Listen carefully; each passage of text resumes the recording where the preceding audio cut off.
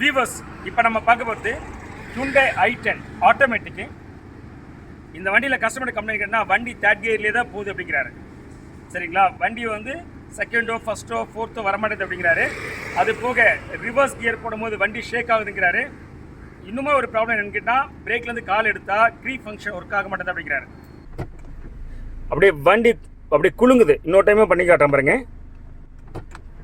அப்படியே ஷேக் ஆகுது. நான் பிரேக்லேருந்து கால் எடுத்துட்டேன், ஆனாலுமே வண்டி மூவே ஆகலை அப்படின்னு. இந்த வண்டியில் 2 ஏர் கூட இருக்குது. ஒன்று ப்ரெஷர் கண்ட்ரோல் சொன்னான் ஏ எலக்ட்ரிக்கல், இன்னொன்று இன்புட் டர்பைன் ஸ்பீட் சென்சார் ஏ சர்க்யூட் நோ சிக்னல்.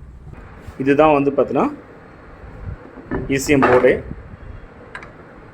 இதை தான் நம்ம சர்வீஸ் பண்ணி இப்போ இந்த வண்டியில் போட்டு ரெடி பண்ண போகிறோம். இங்கே பாருங்கள், பிரேக்லேருந்து கால் எடுத்துகிறேன். இங்கே பாருங்கள், தானாகவே மூவ் ஆகுது பாருங்கள் வண்டி. நம்ம சேனலை நீங்கள் இன்னும் சப்ஸ்கிரைப் பண்ணாமல் இருக்கீங்கன்னா ப்ளீஸ் சப்ஸ்கிரைப்.